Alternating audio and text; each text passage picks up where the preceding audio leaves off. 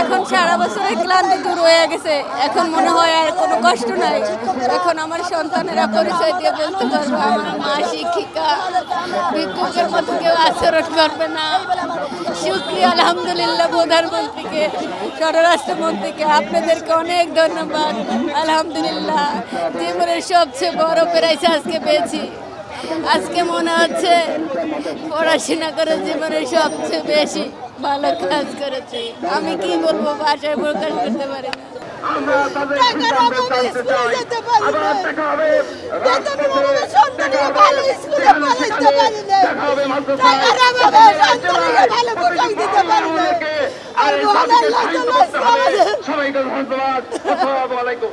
যমুনা ইলেকট্রনিক্সের super exchange অফারে 1-এর ভিতর 3 পুরনো বদলে নতুন নিন যমুনা ইলেকট্রনিক্স। আল্লাহর কাছে লাখ লাখ শুকরিয়া জানাই, কিন্তু আমার একটাই দাবি, আজ 40 বছর সার্ভিস দরবার, আজ মহান আল্লাহ তাআলা আমাদের দিকে ফিরে তাকাইছে।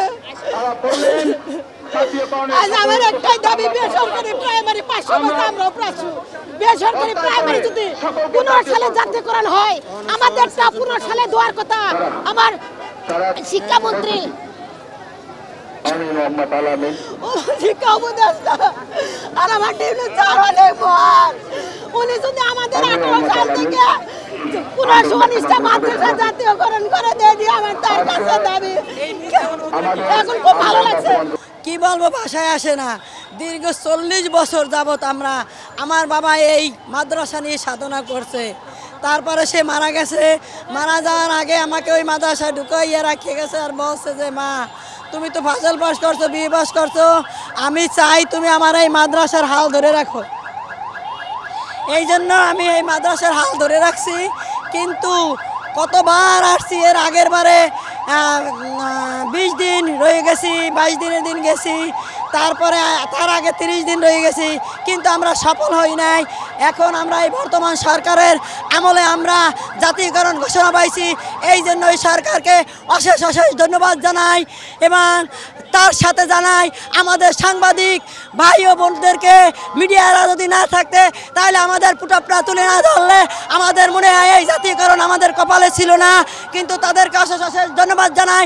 তার সাথে জানাই আমাদের কলেজের ছেলে মেয়েদেরকে, শিক্ষকদেরকে, প্রফেসরদেরকে, তার সাথে জানাই ওই যে মাদ্রাসার দাখিল আলেম ফাজল মাদ্রাসার শিক্ষকদেরকে এবং বিভিন্ন প্রতিষ্ঠান থেকে আমাদের সাথে যে ঐক্যবাদ যোগ দিয়েছে তাদেরকে অশেষ অশেষ ধন্যবাদ জানাই। এই বিশ্বাসটা আমাদেরকে আরো দৃঢ় করছে, আন্দোলনকে আরো চাঙ্গা করছে, আমাদেরকে মানসিকতা থেকে চাঙ্গা করছে। সাংবাদিকরা আমাদের এই যখন আমাদের নির্যাতিত শিক্ষকের ফটো চতুর্দিকে ছড়াই দিচ্ছে, সারা বিশ্ব দেখছে, তখন আমাদের কোমলমতি শিক্ষকরা, নির্যাতিত শিক্ষকরা শাহবাগের মোড়ে আসতে আর দ্বিধা করে নাই যে আমার বাইরে মার খেয়েছে, আমরা আর বাড়িতে থাকবো না, আন্দোলনে যোগ দিচ্ছে, যার জন্য আমাদের এই সফলতা আসছে। আমাদের জন্য খুবই দুর্ভাগ্যজনক ছিল যে বাংলাদেশ একটা মুসলিম অধ্যুষিত দেশ, 99% মুসলিমের দেশ, 90% মুসলিমের দেশ, যে দেশে সরকারি কোনো স্বীকৃতি ছিল না কোনো ইসলামিক প্রতিষ্ঠানের। আজকে যদি এটা বাস্তবায়ন করা হয়, আমি মনে করি বাংলাদেশ সহ পৃথিবীর ইতিহাসে বাংলাদেশ একটা মাইল ফলক স্থাপন করবে। কারণ মুসলিম অধ্যুষিত দেশ হিসেবে এই দেশে সরকারি স্বীকৃতি এটাই মনে হয় আমার মনে হয় এটাই প্রথম হবে।